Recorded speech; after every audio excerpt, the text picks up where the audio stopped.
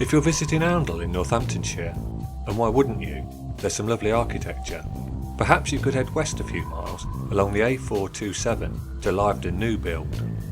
Don't miss the left-hand turning though, or you'll continue to Corby, and no one should have the misfortune of witnessing Corby if they don't have to.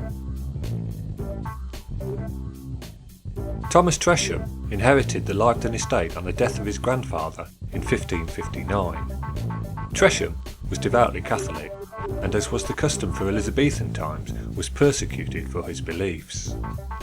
His first arrest was for receiving mass from and giving shelter to the Jesuit missionary Edmund Campion, and he was almost continuously imprisoned between 1581 and 1593.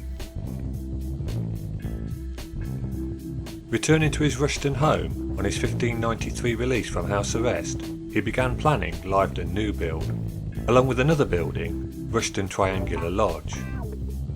Work on the lodge began in 1594, but unlike Lyveden New Bield, the lodge was completed in 1597.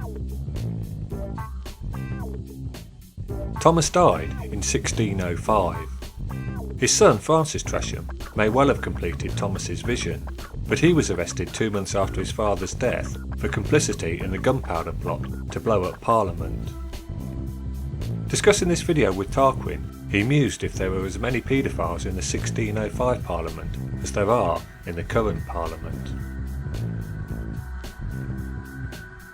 Thomas Tresham is said to have been a scholar and a mystic, and Lyveden is imbued with religious symbolism. Whereas the number 3 was the ruling principle in his triangular Rushton Lodge, Lyveden's ruling numbers appear to be 4, 5 and 7, 5 being the common symbol for Jesus and Mary.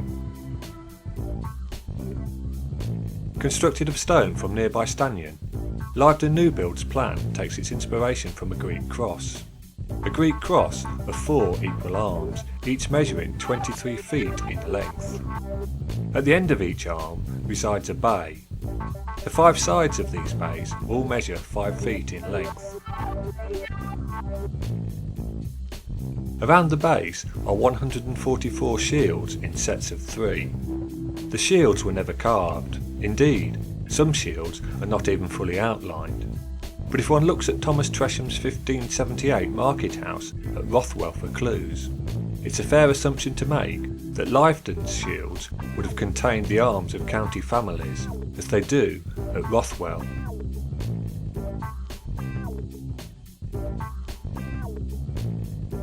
The windows between the shields light the basement, which is only partly underground.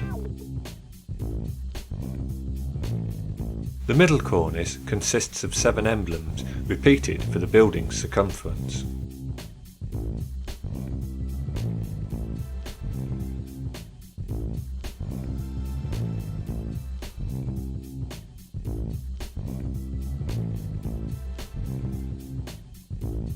Incised in the upper cornice frieze are Latin quotations.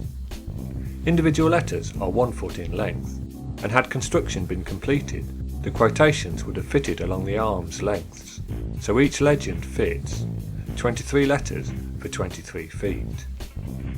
The bay's 5 sides also contain 5 letters each, with the legends ending on the east side of the north wing, leaving space for 1 letter, this space filled with the monogram XP.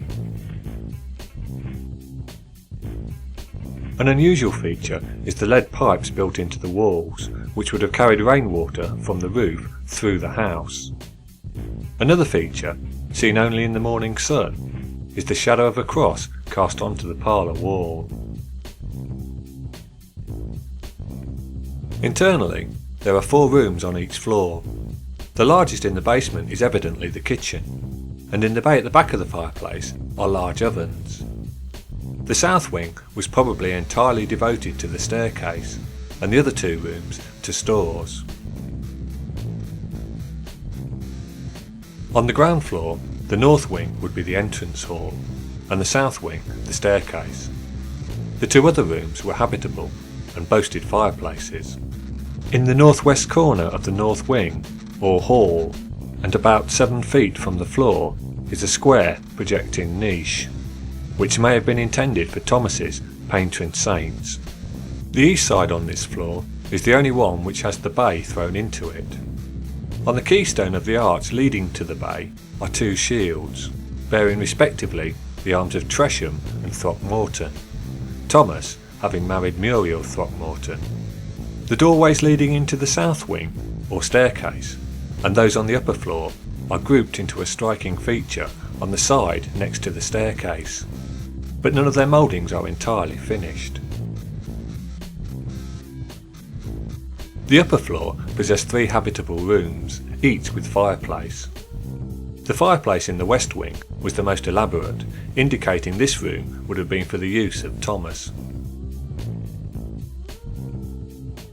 There are claims that during the English Civil War of 1642 to 1651, one of Cromwell's officers, Major Butler, attempted to destroy Lyveden with cannon fire, but there is no evidence of structural damage from such an assault.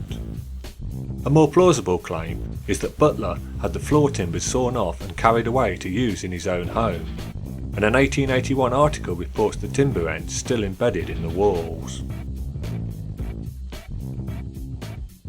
A 1919 Northampton Mercury report stated an attempt to purchase Lyveden by the National Trust had been made several years before the First World War.